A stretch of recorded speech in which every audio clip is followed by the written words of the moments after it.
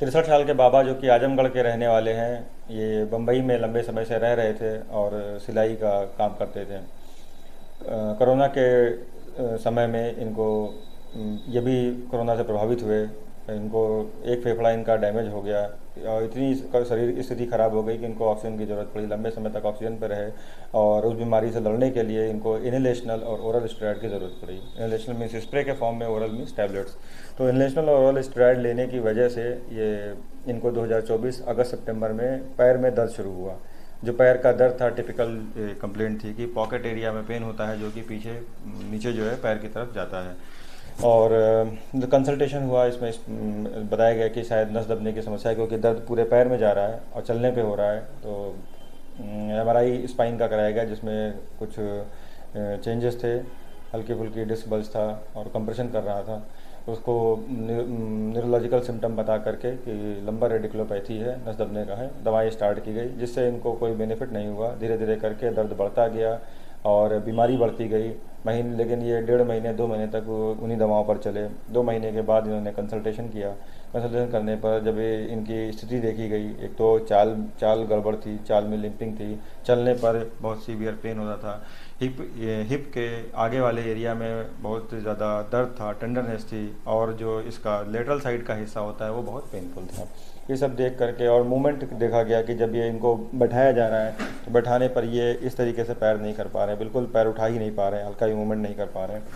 तो ये सब देखने के बाद ये बताया गया कि आपको सर हिप जॉइंट की समस्या है। हिप का MRI कराया गया। MRI कराने के बाद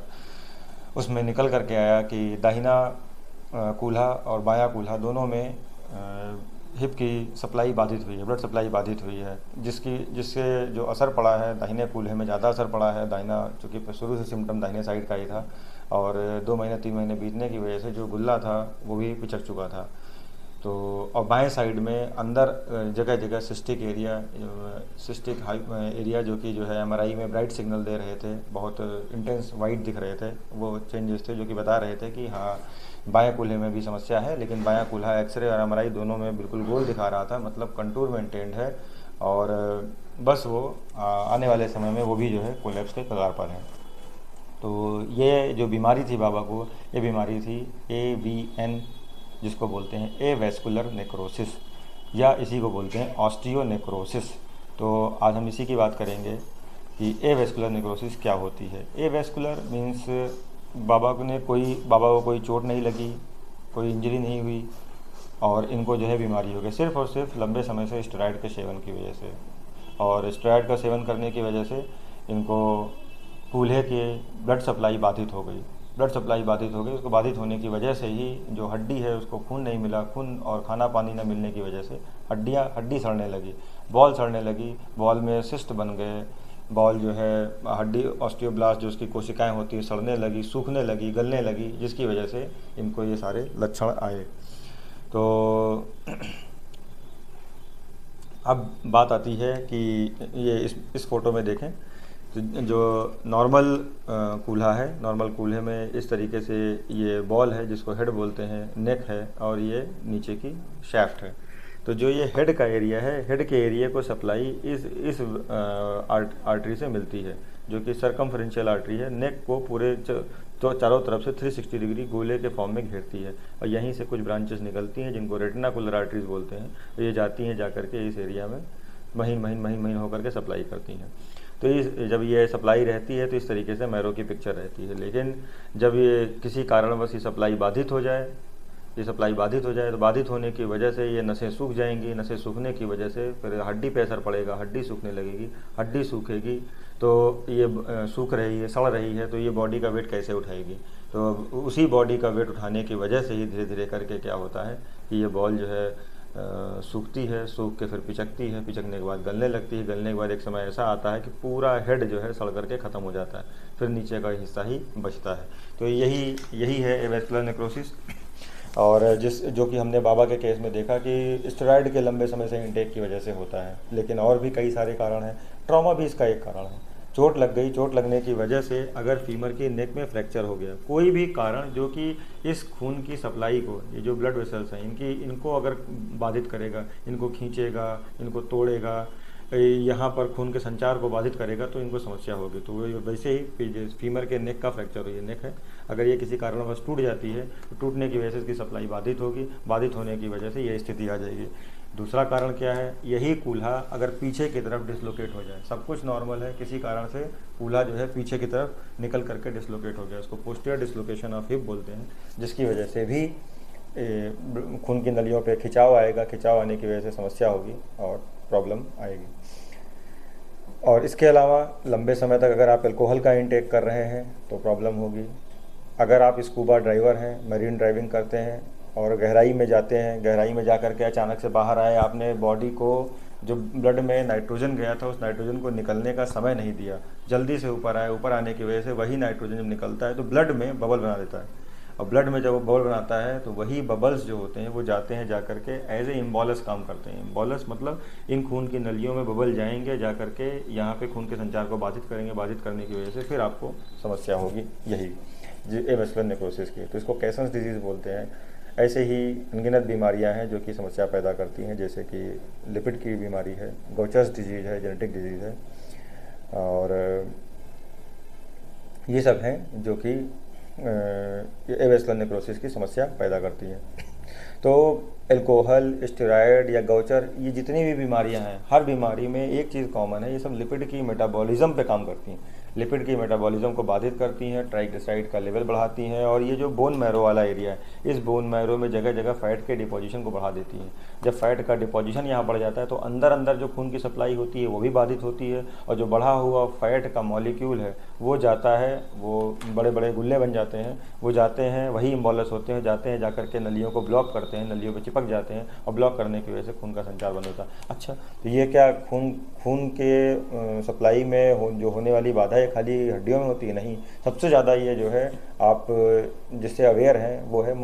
हार्ट की खून की सप्लाई का बाधित होना। हार्ट की खून की सप्लाई बाधित होती है, इसको हार्ट अटैक बोलते हैं। तो ये बेसिकली हार्ट, ये जैसे हम हार्ट अटैक बोलते हैं वैसे ही ये बोन अटैक है। तो heart attack and bone attack कुछ भी अलग नहीं है, दोनों सेम चीज़ें, बस वहाँ पे हार्ट की ब्लड सप्लाई बाधित हुई थी तो आपको बहुत सीवियर पेन हुआ था, और बहुत सारे सिम्टम उसमें आने लगते हैं, इतने सीवियर होते हैं कि आप कुछ नहीं कर पाते हो, छाती में बहुत सीवियर पेन होता है, बीपी फॉल करता है, सप्लाई जो है बाधित हो जाती है सारे एरिया की, और बहुत ज़्यादा अगर प्रॉब्लम हो गई और ज़्यादा एरिया हार्ट का इन्वॉल्व हो गया तो इवन इसमें पेशेंट कोलैप्स भी कर जाता है। तो वो बहुत सीवियर है, क्रिटिकल सिम्टम लाता है, इसलिए ज़्यादा अवेयर हैं, उसमें जल्दी जो है ट्रीटमेंट करते हैं, उसमें बेनिफिट मिल जाता है। लेकिन यही जो हार्ट अटैक था, वही चीज़ अगर जब बोन में हो रहा है तो बोन में दर्द हो रहा है, बोन करा रही है, लेकिन उसको जो है इग्नोर किया गया, दर्द की दवाएं लेकर के दबा दिया गया, डॉक्टर से कंसल्टेशन नहीं किया गया, तो फिर यही लंबे समय तक जो है रहने की वजह से जो ये खून की दौड़ान जो बंद हुआ है, दौड़ान बंद होने की वजह से हड्डी में इस तरीके के चेंजेस आने लगते हैं, हड्डी सड़ने लगती है, और फिर जो है चलने उठने बैठने, गाड़ी चलाने, कार की सीट पर बैठने, बाइक पर बैठने, सब में समस्या। विजिट करने आए तो उनको राइट साइड की एडवांस आर्थराइटिस थी, स्टेज 4 एवियन था, जो कि एडवांस आर्थराइटिस में तब्दील हो चुका था, गुल्ले का साइज रिड्यूस हो चुका था, रिड्यूस होकर के आधा हो चुका था, और जगह जगह इसमें ऑस्टियोफाइड बन चुके थे, हड्डी इधर उधर ग्रोथ कर चुकी थी। इसकी वजह से जो गुल्ला जिस सॉकेट में रहता है, जिस कप में रहता है, उस कप में भी चेंजेस आ चुके थे, और इसमें इतना सीवियर पेन था कि अब वो जो है खड़े होने लायक भी नहीं थे। इवन हमें उनको गाड़ी में देखने जाना पड़ा, उन्होंने कहा बैठे हैं तो ठीक है, लेकिन खड़े होंगे, हम खड़े भी नहीं हो पा रहे हैं, हमने प्रयास भी नहीं कर पा रहे हैं, और इतने सीवियर हमारे सिम्टम हैं, लेट के ही मैक्सिमम टाइम रह रहे हैं, और टट्टी पेशाब भी जो है हमें बेड साइड ही करना पड़ रहा है। तो ये स्टेज था, सिर्फ उसी दाहिने साइड की वजह से था। लेकिन लेफ्ट साइड अगर हम देखते हैं तो लेफ्ट साइड उनको MRI में चेंजेस थे, लेकिन बाबा कोई कंप्लेंट नहीं कर रहे थे। MRI में हमने देखा कि उसमें स्टेज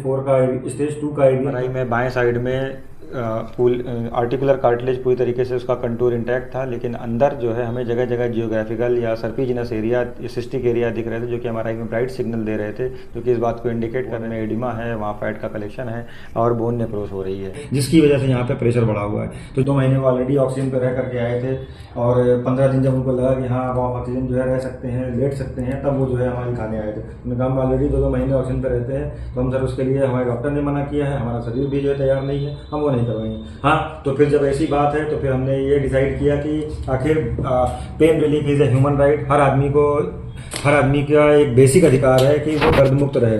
वो उसे जो है अगर निरोगी नहीं कर पा रहे हैं तो एटलीस्ट जो है पेन फ्री लाइफ दें, क्योंकि उम्र के हिसाब से और जो भी आगे की लाइफ बची हुई है उसके हिसाब से उसे पेन फ्री रखा जाए, ताकि वो एटलीस्ट जो एरिया बचा हुआ उस एरिया पे जो है खड़े होकर के वॉक करके अपना घर की day to day activity, routine activity कर पाए। इसलिए हमने दाहिने साइड के लिए रेडियो फ्रिक्वेंसी एब्लेशन ट्रीटमेंट का प्लान किया, जिसमें हमने इसकी जो आर्टिकुलर ब्रांचेस होती है फेमोरल और ऑपरेटर की, उन दोनों ब्रांचेस को टारगेट करके इसको एब्लेट किया, इसको सुंद किया। सुंद करने की वजह से 2 हफ्ते में बाबा को दर्द से काफ़ी राहत मिली। उसके बाद उन्होंने हमें अपना एक वीडियो भी शेयर किया जिसमें बाबा जो है वॉकर लेकर के चल रहे थे। तो फिर हमने जो है दूसरी सेटिंग प्लान की। दूसरी सेटिंग में हमारा टारगेट ये था कि जो बायां वाला कूल्हा है, बायां गुल्ला जो है उसको हमें बचाना है। उसमें चूंकि अभी कोलैप्स नहीं है, उसमें सब कुछ बचा हुआ है। स्टेज 2 है, स्टेज 2A, B, ये अभी दो स्टेजेस हैं जहां पे चीज़ें रिवर्सिबल होती हैं, चीज़ें फिर से रिग्रेस करती हैं, फिर से ये नॉर्मल हो सकता है, ऐसा जो है ऐसा एविडेंसेस कहते हैं। तो कंजर्वेटिव या परक्यूटेनियस इंटरवेंशन से तो हमने उसी के हिसाब से उसमें प्लान किया। उसमें हमने बाबा को बताया कि इसमें हम कोर डिकम्प्रेशन करेंगे, मतलब बॉल के अंदर जा करके इसको अंदर से जा करके ड्रिल करेंगे, ड्रिल करके यहाँ का प्रेशर कम करेंगे, जो भी अंदर डेड बोन है वो जितनी निकल पाएगी निकालेंगे। ये पेल्विस का एरिया है, पेल्विस के एरिया से ये जो एरिया है ये साइड है, इस साइड से हम बोन मैरो निकालेंगे। बोन मैरो निकाल करके उसको सेंट्रीफ्यूज करके उससे मेसेनकाइमल स्टेम सेल, जो कि एक कैपेबिलिटी रखती हैं कि हड्डी की कोशिकाएं, कार्टिलेज सबको बना सकती हैं, तो उन कोशिकाओं को निकालेंगे और निकाल करके फिर उसको आपकी जो हमने ट्रैक बनाया है, जो ड्रिल किया है, ड्रिल करके जो एरिया जो रास्ता क्रिएट किया है उस रास्ते से पहुंच करके इस एरिया में मेसेनकाइमल स्टेम सेल को डिपॉजिट करेंगे और उसके साथ साथ इसमें ग्रोथ फैक्टर भी डालेंगे, ताकि ये जो बोन जो भी डैमेज हुई है ये फिर से अगर वापस आ सकती है या इतने में आर्थराइटिस रुक सकती है, तो जो भी प्रोसेस हो सकती है XYZ उस प्रोसेस से हो, ताकि हड्डी मजबूत हो। ये प्रोसेस इसी स्टेज पर रुके, गुल्ले का कंटूर मेंटेन रहे, जैसे रुका हुआ ऐसे ही रहे, जो एरिया डेड है वो हार्ड हो जाए। और इससे होगा क्या, इससे ये कंटूर मेंटेन रहेगा, तो एटलीस्ट इस गुल्ले को हम प्रिजर्व कर सकें। दाहिना गुल्ला तो हम चूंकि किसी भी कारणवश आने में लेट हुआ, जिससे जो है गुल्ला पिचक चुका था, हम उसके लिए सिर्फ दर्द में ही उनको राहत दे सकते थे, लेकिन बाएं गुल्ले में हम लोग बहुत काम कर सकते थे। तो इसी तरीके से हम लोगों ने काम किया। पहली सेटिंग हमने जो की उसमें दाहिने कूल्हे का रेडियो फ्रिक्वेंसी एब्लेशन किया, उससे पेन में राहत मिल गई। फिर 4 हफ्ते मतलब 1 महीने बाद हमने इसकी दूसरी सेटिंग प्लान की। इसमें हमने दोनों उसमें जो है बोन मैरो स्प्रेड किया, पेल्विस से स्प्रेड करके उसको जो है जो BMAC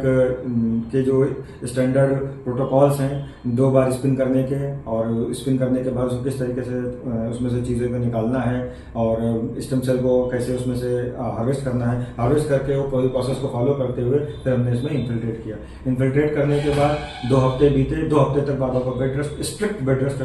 के लिए जो है काउंसिल किया। उसके बाद फर्दर जो अगले नेक्स्ट 2 वीक है उसमें बोला कि वॉकर लेकर के चलिए और कोशिश करिए कि 3 महीने तक शरीर पे, हड्डी पे कम लोड दीजिए, कम से कम वॉकर का ज़्यादा यूज करिए, कम चलिए, सिर्फ जो है जो डे टू डे रूटीन की एक्टिविटीज़ हैं उस पर जो है उसी पे काम करिए, बाकी जो है चीज़ें भी प्रिवेंट करके रखिए, बाकी एक्टिविटी अवॉइड करिए। क्योंकि 3 महीने कम से कम लगते हैं इस हड्डी को नॉर्मल होने में, इसको जो है इसी स्टेज पे रोकने में।